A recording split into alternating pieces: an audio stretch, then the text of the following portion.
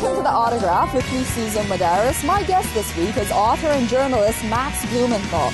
Join us as he talks about the root causes of Islamophobia and the impact of the Zionist ideology on American politics. Max Blumenthal is known to be one of the most constantly cited young liberal journalists in America. An award-winning journalist and best-selling author, his articles, analysis, and video documentaries have appeared in many of the leading publications and networks, including The New York Times, The Nation, The Guardian, The Huffington Post, The Independent Film Channel, Salon.com, and many others. He is currently a writing fellow for the Nation Institute. For the past 8 years, Blumenthal has been covering the far right. He has interviewed hundreds of the Christian rights leaders and activists, attended dozens of its rallies and conferences, listened to countless hours of its radio programs, and sat in movement-oriented houses of worship where no journalists were permitted. I started our interview by discussing the recent congressional hearings on the radicalization of the American Islamic community put forth by House Homeland Security Committee Chairman Peter King, a Republican from New York. The very nature of the hearings have been termed by many, including Keith Ellison, a Democrat from Minnesota and the first Muslim elected to Congress, as a misguided approach that will alienate the American Islamic community as a whole and is counterproductive to improving national security. Shortly before the hearings, Blumenthal testified at a Capitol Hill briefing on Islamophobia, in which he described as the transatlantic Islamophobic axis. While Islamophobia in America and anti-Arab bigotry is widely viewed to be traced to the events of 9/11, Blumenthal argues we must look further back to fully understand these sentiments.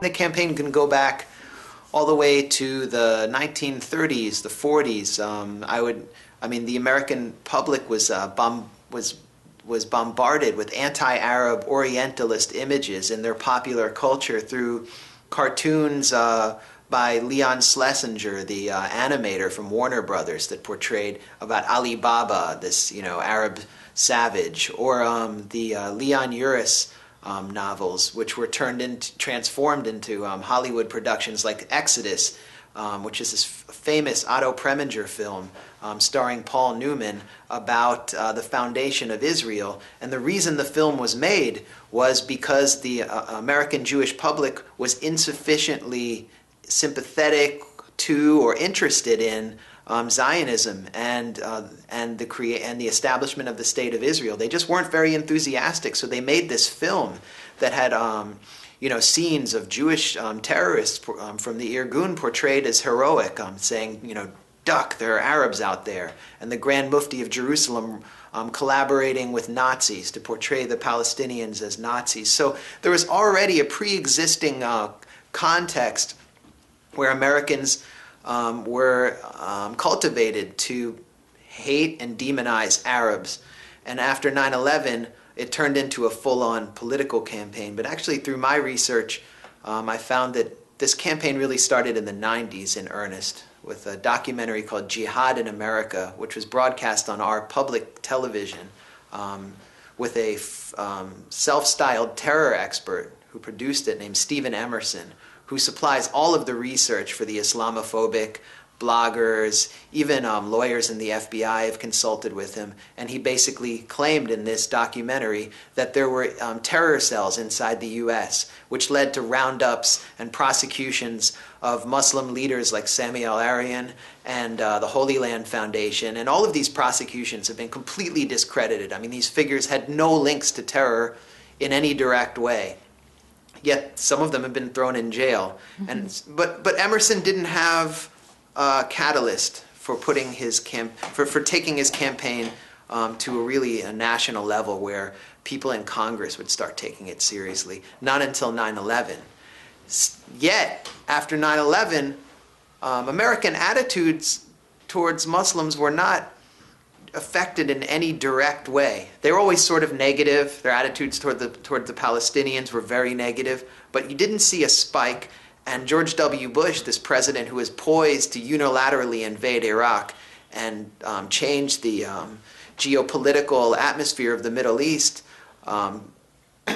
condemned Islamophobia at the National Cathedral, something Barack Obama has never done. Yeah. So it really took the election of Barack Obama, whose middle name is Hussein, to take this to make this campaign into something national and much more coherent and powerful than before. And it's because it's become part of the Republican campaign to attack Obama. So by attacking Muslims, they're actually waging a political campaign that they think will have consequences in 2012.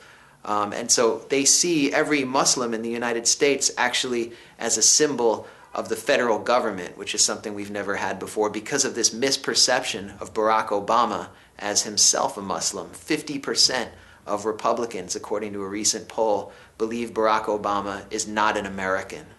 Wow.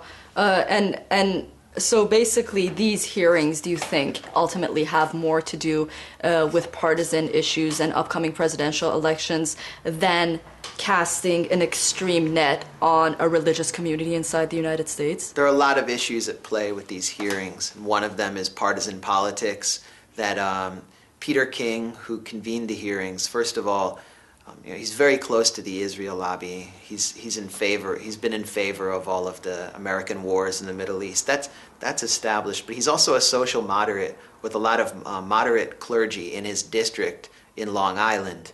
His district's divided into two parts. One is very conservative and one is very moderate, and he has to balance between the two.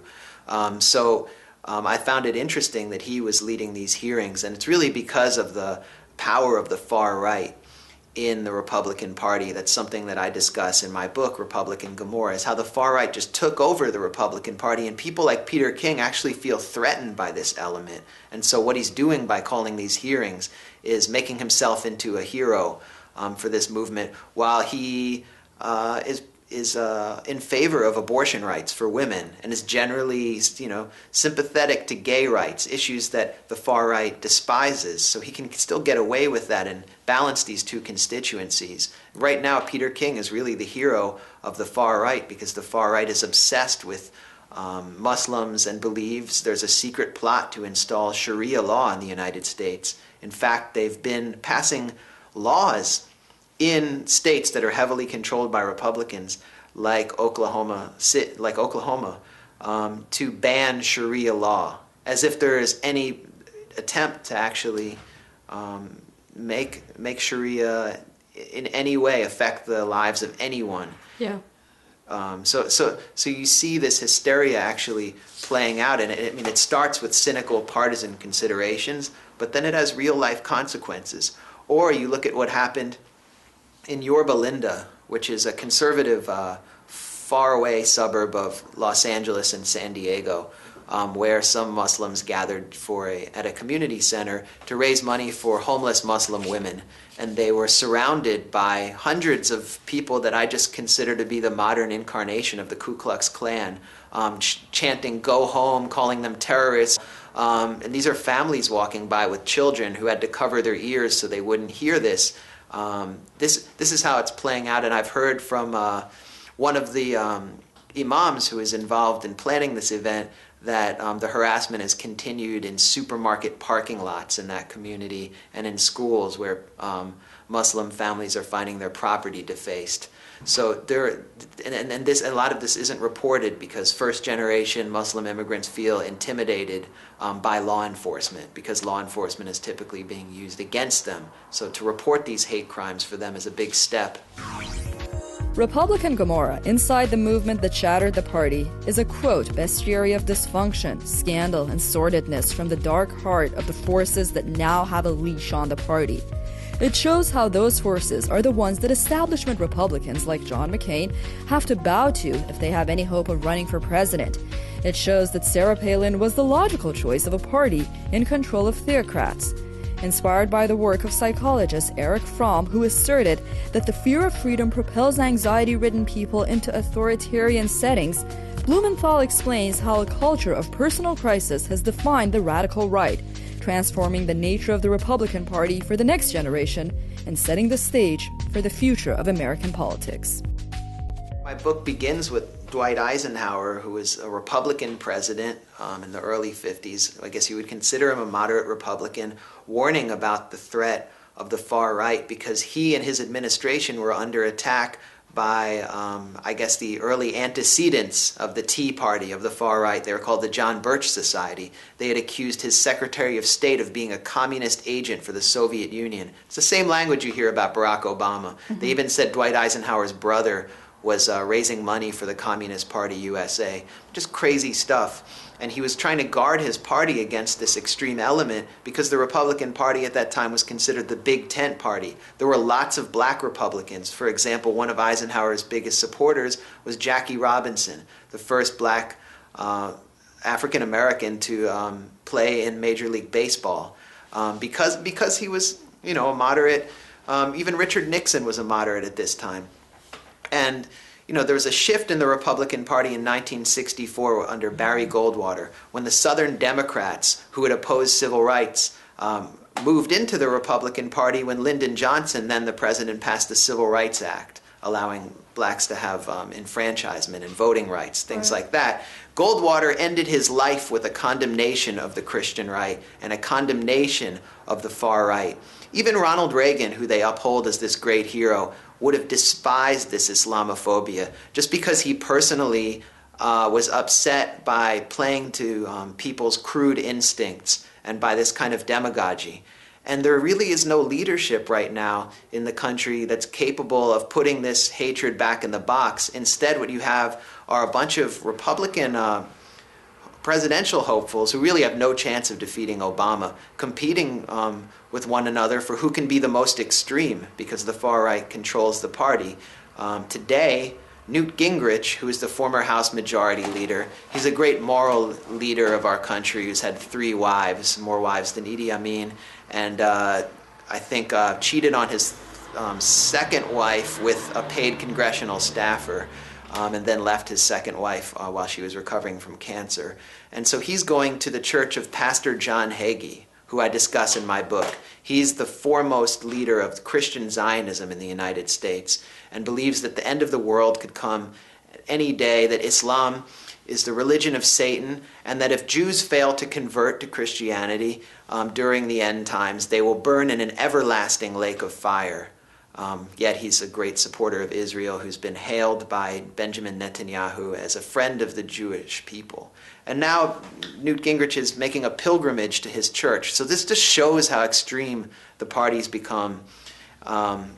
It's really gone from the big tent of Dwight Eisenhower to the one-ring circus of Sarah Palin and Newt Gingrich.